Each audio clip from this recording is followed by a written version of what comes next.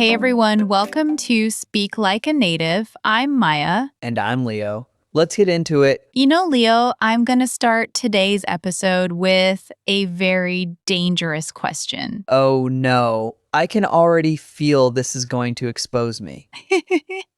It's not a trap, I promise. I just want you to finish this sentence.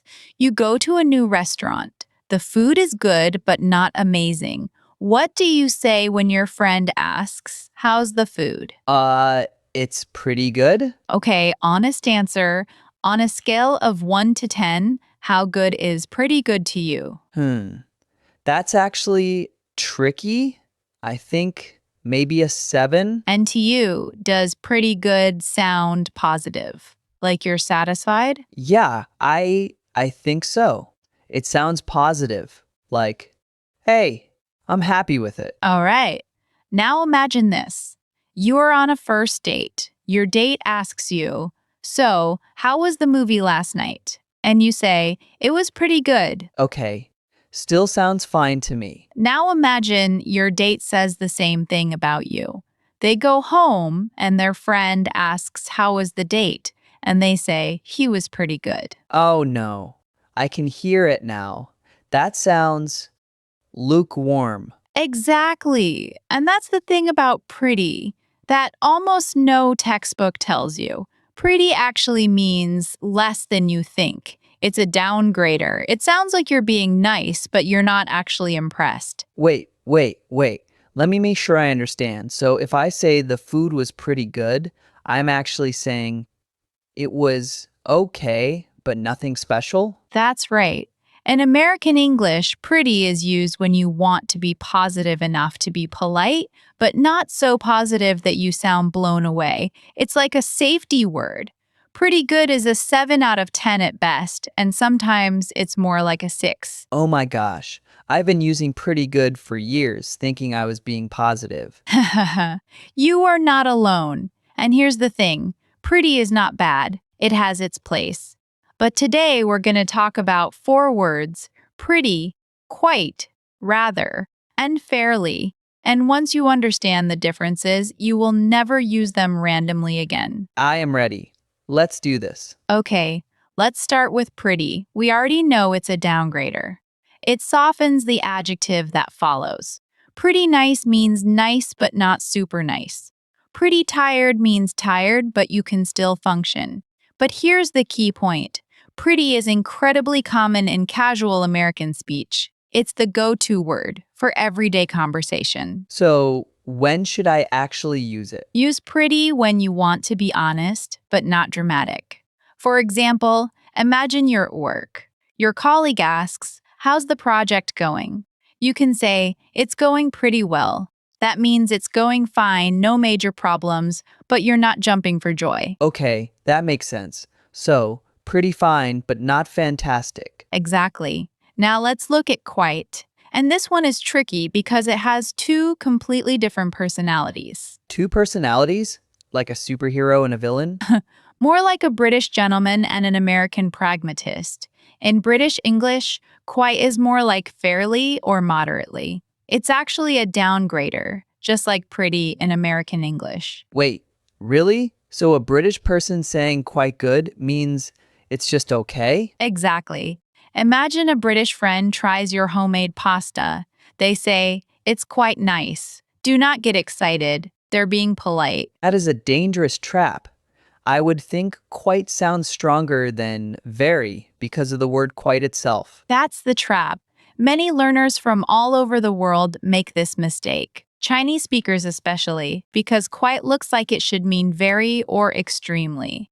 And Spanish speakers often assume quite is stronger because it looks similar to quit but sounds different. So what does quite mean in American English? In American English, quite is actually a strong word. When an American says, "That's quite impressive," they mean it. They're genuinely impressed. But, and this is important, Americans use quite much less often than British people. If an American uses quite, it sounds a little formal, a little deliberate. Okay, so rule number 1.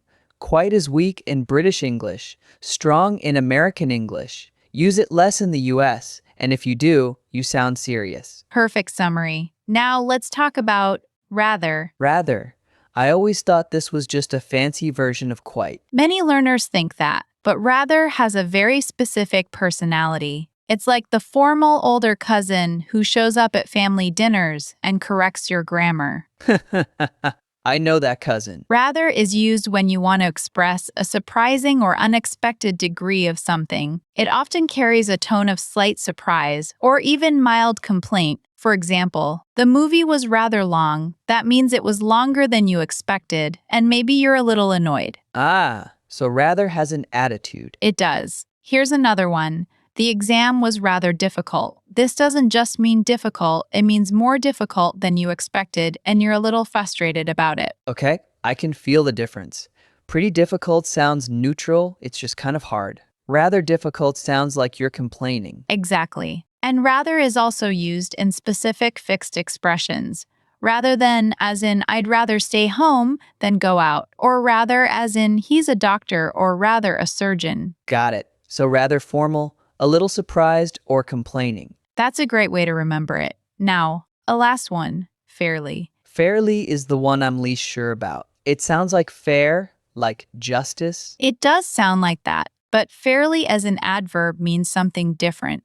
Fairly is the weakest of all four. It means to a moderate degree, but not very. It's the most neutral, most cautious word of the group. So fairly good is worse than pretty good? It depends, but in general, yes. Fairly good means it's acceptable, passable, but nothing to write home about. And here's the interesting part. Fairly is often used with negative or neutral adjectives. Fairly difficult, fairly expensive, fairly boring. But you wouldn't say fairly amazing, right? That sounds weird. Exactly right.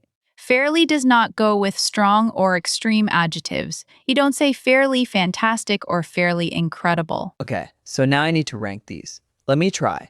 From weakest to strongest, fairly is the weakest, then pretty, then This is where it gets interesting. The ranking depends on whether you're using British or American English. In American English, from weakest to strongest, fairly, then pretty, then quite, and rather is the most expressive. So quite is actually stronger than pretty in American English? Yes, and that surprises a lot of people. Let me give you an example. The hotel was pretty nice. You're satisfied but not amazed. The hotel was quite nice. In American English, that means you're genuinely impressed. You'd recommend it. Wow.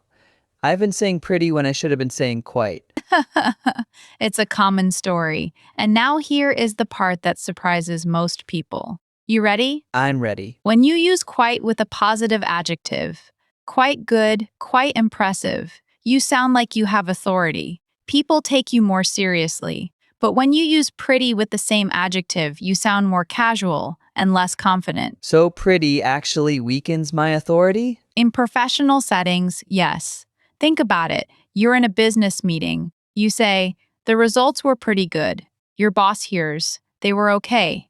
But if you say, the results were quite good, your boss hears, we did well. That's a game changer. I need to start using quite more. Let's take a quick break and do some practice. I'm gonna say a sentence and you tell me which word fits best. First one, the weather was warm for October. Use fairly, pretty, quite, or rather. I would say rather warm because it sounds like it's unexpectedly warm, maybe a little too warm. Perfect. Rather is excellent there. Next one, I'm sure the meeting is at 3. Pretty sure because it's casual and I'm not 100% certain. Good. Now try this one. She speaks English well for someone who learned it on her own. I'll say quite well because that sounds like I'm genuinely impressed. Excellent. You're getting it. One more. The restaurant was crowded, but we still got a table. Fairly crowded because it's neutral, not too intense. Great choices. Now let me give you one more layer. There's a specific English expression using quite that you should know. Quite a you should know. Quite a, as in quite a day, quite a party, quite a meal. Quite a with the article a in the middle. Yes, that was quite a storm. She's quite a singer. This structure is very common in both British and American English, and here it always means impressive or notable. It's positive. So quite a is always a strong positive? Almost always. There's one exception, sarcasm. Well, that was quite a disaster, but in general, quite a is a compliment. Got it. Now, Leo has a confession to make. Before this episode, I thought quite and pretty were basically the same word, like synonyms. And now you know they're not. And that's the beauty of degree adverbs. Each one has its own personality, its own strength, its own cultural context. Once you master them, your English sounds so much more natural. Speaking of culture, is there a British versus American difference for all of these? Great question. The biggest difference is with quite. In British English, quite is a downgrader. In American English, it's an upgrader. Fairly is more common in British English too. Americans prefer pretty and casual speech. So if I say quite in England, people will think I'm being modest? Exactly. And if you say quite in America, people will think you're being impressive. So when you travel, be careful. That's actually really useful. I'm going to start paying attention to which words native speakers use around me. Here's a practical takeaway. When you're in a casual situation, with friends, family, or an everyday conversation, pretty is your safest choice. It sounds natural, friendly, and not too formal. But when you're in a professional or academic setting, or when you want to sound more authoritative, use quite, but only in American English. And rather for when I want to complain politely. Hey, exactly. Now, before we wrap up, let's do one more exercise. I'll say a situation, and you say the sentence with the correct word. Situation. You're at a job interview. The interviewer asks, how would you describe your Excel skills? I would say I'm quite proficient in Excel. Excellent. Professional, confident, not overstated. Situation. You're at a party. Someone asks, how's the music? It's pretty good. Casual, friendly, no big deal. Situation. Your friend cooked dinner. It's a little salty. They ask, how is it? Tricky.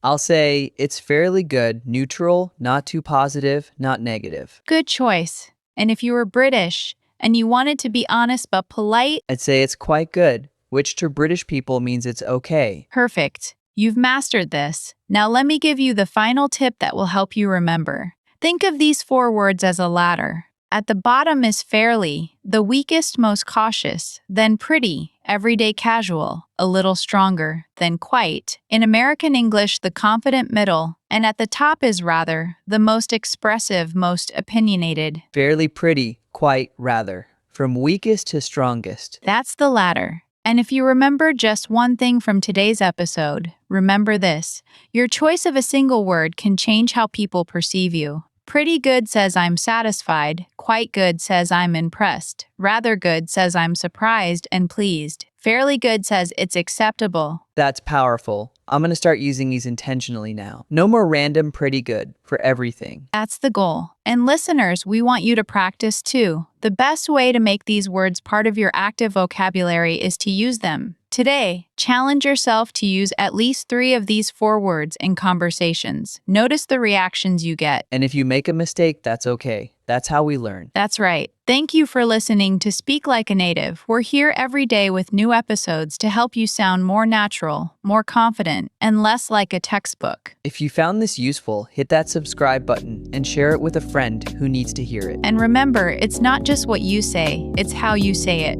Choose your words like a native. See you in the next episode.